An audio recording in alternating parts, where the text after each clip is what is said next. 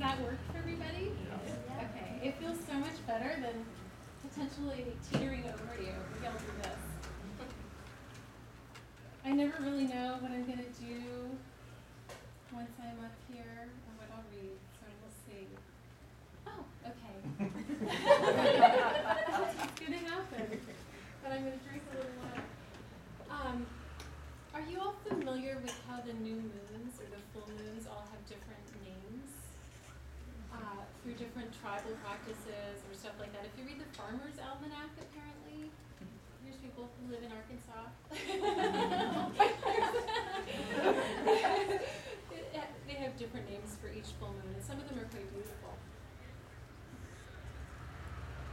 Oh, it feels good to sit, but I'll try to stand. So this is one I wrote recently that was inspired by those different names for the full moon. The moons of August. There are many names for this sullied coin, this brandy-soaked pearl that hangs on the horizon. Fruit moon, lightning moon, moon when all things ripen. We stand by the creek, watch it float between the black tips of the pine. Grain moon, full sturgeon moon, green corn moon. I count my losses in the dark. Why not call it cracked quartz moon, roll of the dice moon, black eye moon, hard luck moon? Must we always speak of harvest? Crickets throb in the dusky vines, a bat flits above our heads. Oh, watcher, you who see all that is born and all that dies, tonight I name you, switchblade moon, toss in the towel moon, moon turning to sand, empty rice bowl, dust moon, salt moon, ash moon, blink of an eye moon.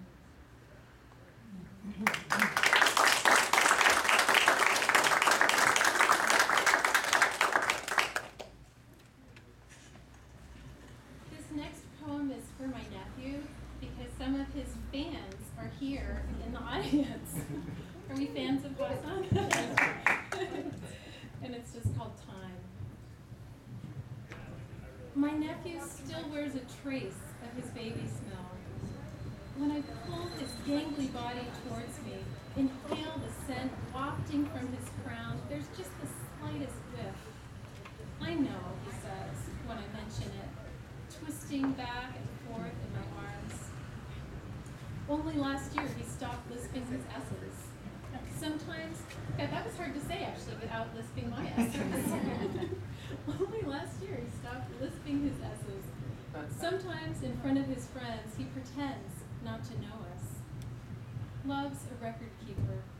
Baby teeth, first wisps of hair, growth marks inked on the wall. We know we're going to lose everything.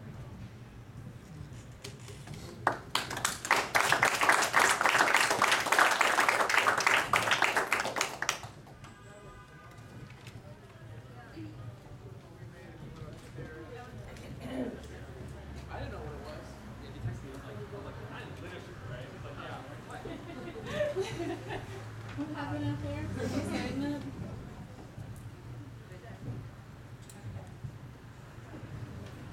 So here's kind of a preteen girl poem to follow that, called 11, which some of you might identify with.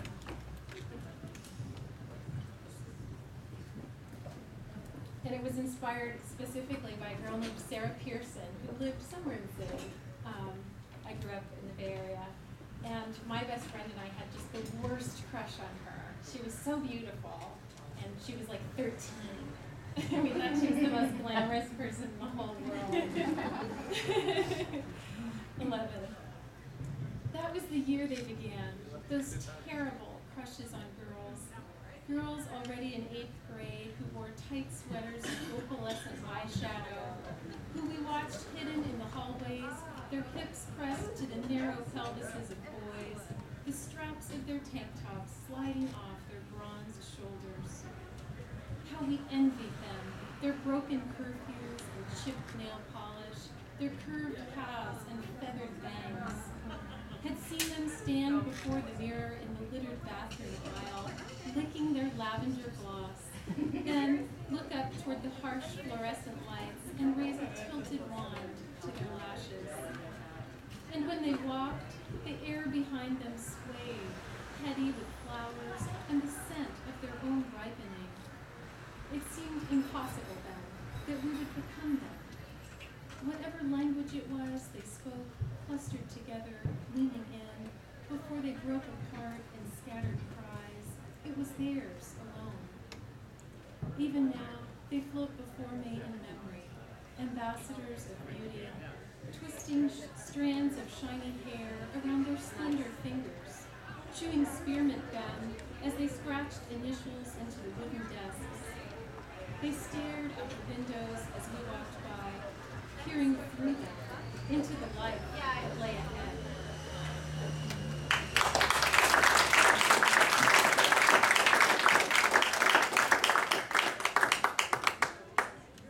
Can everyone hear me okay? Not very well. Not so great. Maybe at this point we could do a little... It's stuffy. We'll all just get to know each other better. Smell your neighbor.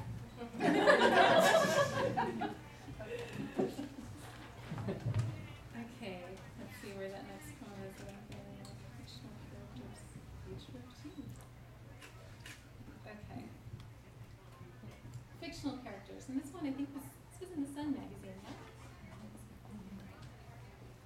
Fictional characters. Do they ever want to escape? Climb out of the curved white pages and enter our world. Holden Caulfield slipping in the side door of the movie theater to catch the 2 o'clock. Anna Karenina sitting in the local diner, reading the paper as the waitress in a bright green uniform serves up a cheeseburger and a Coke. Even Hector, on break from the Iliad, takes a stroll through the park, admires a fresh bed of tulips. Who knows? Maybe they were growing tired of the author's mind, all its twists and turns. Or they were finally weary of stumbling around Pamplona, a bottle in each fist, eating lotuses on the banks of the Nile.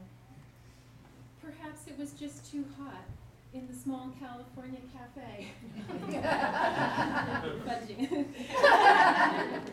Perhaps it was just too hot in that small California town where they'd been written into a lifetime of plowing fields.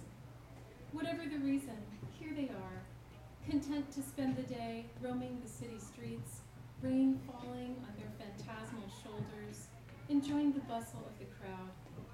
Wouldn't you, if you could, step out of your own story, to lean for an afternoon against the doorway of the Five and Dime, sipping your coffee, your life somewhere far behind you, all its heat and toil, nothing but a tale resting in the hands of a stranger, the dingy sidewalk ahead, wet and glistening.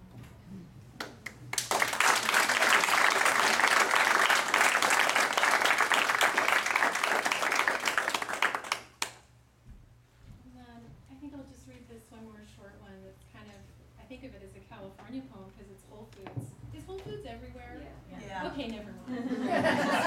It's taking over.